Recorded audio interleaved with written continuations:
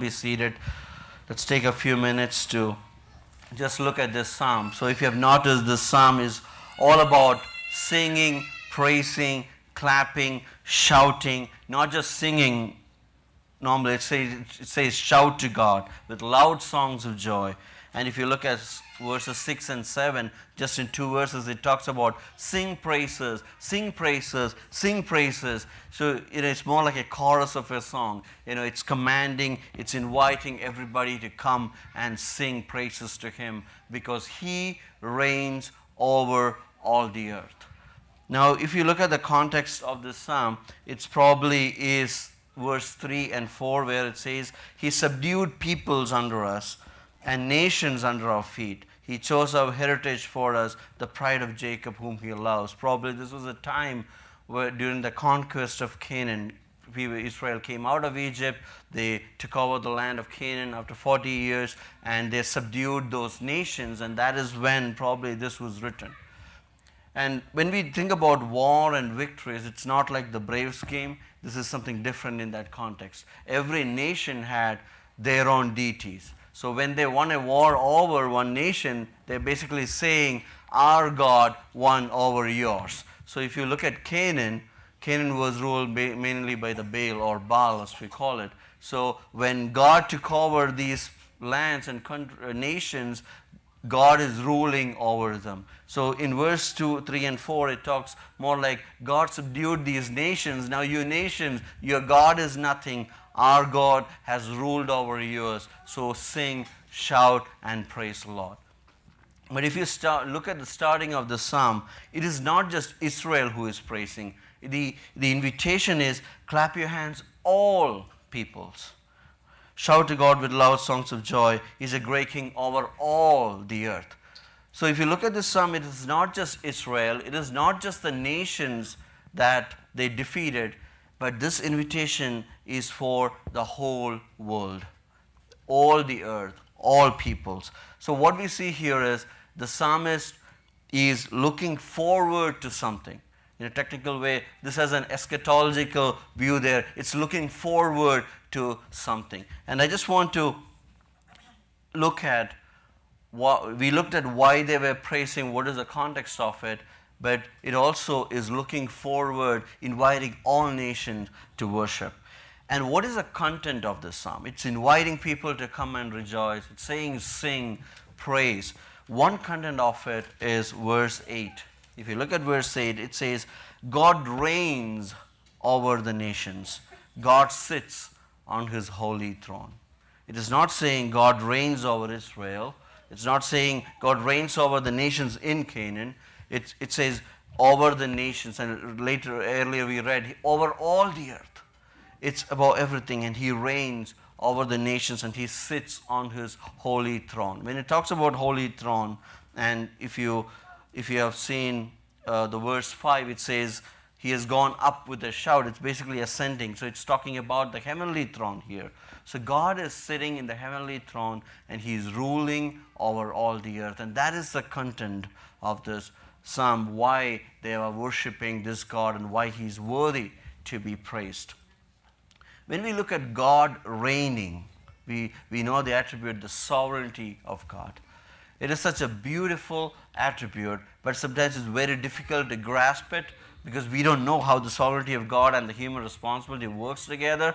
But this is so evident in the Bible. I've heard one preacher say, his name is Stephen Lawson, he said, if you take the Bible, keep it upside down, close your eyes and sit in a dark room, that's the only way you can miss the sovereignty of God in the Bible. His point is, if you read the Bible, you can never miss that there is a sovereignty of God. There is a God who is working in the midst of all these things that happens. From this psalm, I want to look at three levels at which the sovereignty of God is explained here. So you can see this as three concentric circles. Okay, first is a small circle, then a bigger one, and a much bigger one after that. The smaller circle is the one we discussed in the beginning, verse 3 and 4. God was conquering nations for Israel. So they were looking at as God is giving the victory over many things. He's reigning over all these nations. And the second circle, if you want to look at it, as if we come to verse 9, it talks about the princes of the peoples gather as the people of the God of Abraham. You all know that whenever we say God of Abraham, it's always about Israel because the nation started there. But if you look at the promises of Abraham, it is not just for Israel. We read in New Testament, understanding it, it is for Gentiles and the blessings of Abraham. We are all children, descendants of Abraham by faith. So it goes to, it has expanded further. It is not just nation of Israel and the nations they captured, but the blessings of Abraham is even wider. And what we see there is more of a redemptive plan. When God gave Abraham this promise, initially nobody understood what that actually meant, but that was for all the nations, everybody. So one is the God reigning over Israel and the nations. The other circle is God working in history for his redemptive plan. God, the gospel, the new covenant, what we see here, see in the New Testament, is the same promise that is given to Abraham. Abraham believed in God and it was credited to him as righteousness. And if you go to Galatians and Romans, Paul explains it. Even we believe in God, and that is credited to us as our righteousness. You see a bigger plan, God's redemptive plan. It is not like, okay, Abraham, God chose Abraham. Oh, he is not. It's not working out. Then he picks David. Okay, and then he picks Moses, then David, then all these people, and finally he sends. Oh, let me send my son. Let me see how it works out. It is not that God is planning. He planned all this even before the foundations of the world. And if you read Ephesians 1, you can see you were chosen. Who were chosen? It is written to people who were Jews and Gentiles. And it says you were chosen even before the foundations of the world. So you see God working through history in making this redemptive plan work. So he is reigning over the history, making this redemption work out in the life. And other thing that you see here in verse 9 itself is, it says the princes and the people gather. And why are they gathering? They're gathering to worship the Lord. Now in this church we have few of us worshiping God. If you go out to the street, not everybody worship. But we know that there's a time that's coming when every nation, every knee and the tongue will confess that Christ is Lord. There is a time that is coming. We call that as the consummation, or in simple words, if you want to relate to, we can say there is a glorification that's going to happen. God is going to reign. God is going to come back, and everybody is going to worship. God reigns. God reigned in the conquest of Canaan. God has been reigning, bringing this redemption plan, working through the history. He has not stopped. He's still working. And the end will happen. What is it for us? That means he's working through everything that is happening, even right now. And he's not sleeping right now. He is still reigning. He is still working through this history, and everything that is happening is within his control. He has allowed things to happen. He has caused things to happen, but everything is in control. When we go to Romans 8, the words that we all know, and we know that for those who love God, all things work together for good for those who are called according to his purpose. What is all things? Above you can see even the sufferings, even the bad things that is going on in this world. God can change all these things, and he's putting this all together. He's working through all these things so that it's for your good. What is good here? You'll be conformed to be more like Christ. And he's working through all this. Until when? And that's what we read in 30. Those whom he predestined, he also called. Those whom he called, he also justified. And those whom he justified, he also glorified. Until that happens, he is still reigning. He is still controlling. Now, why did I say this? What is the application of this? When we go through different scenarios in our lives, whether whatever sufferings that we have, emotional, mental, or we are losing even the loved ones, like Pastor was explaining, we witnessed what's going on in different families. But even in the midst of all this, God is reigning. We need to patiently believe in it and wait on it. Many things we don't even understand. And even Israel did not understand what is happening. But we know in history, God stirred some Persian king's heart to bring those people back. Nobody ever imagined. And when we are here, we are in the third circle. We are waiting for that glorification. And God will bring it to pass. He's working through everything that is happening.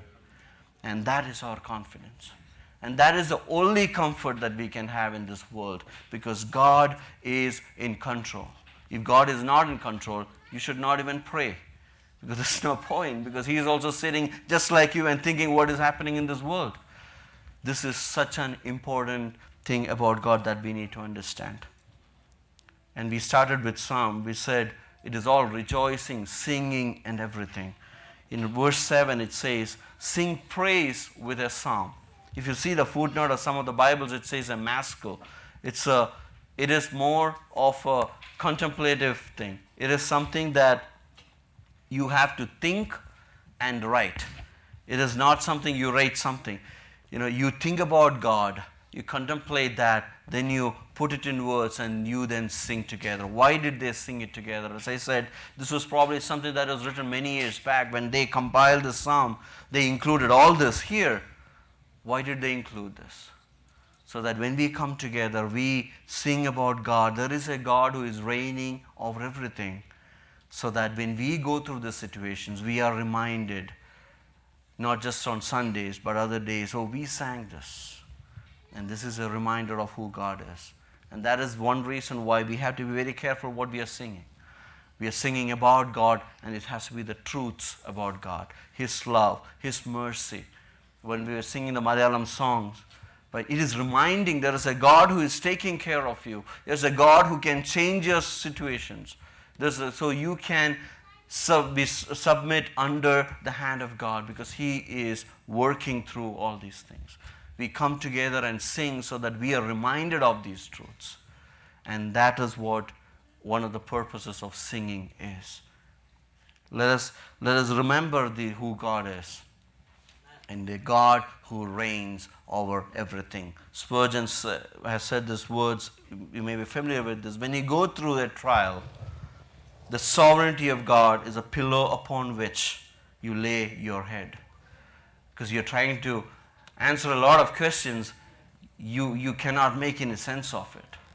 The only thing that makes sense that time is, oh Lord, we know that you reign, you're reigning over all these scenarios, all these situations, whatever things is going on. And you are good, you have a perfect purpose for me, you are changing me, and you are going to glorify me at the end. And this is a confidence we have. Let us trust in the Lord and submit to Him and be submissive to His control over our life. God bless you.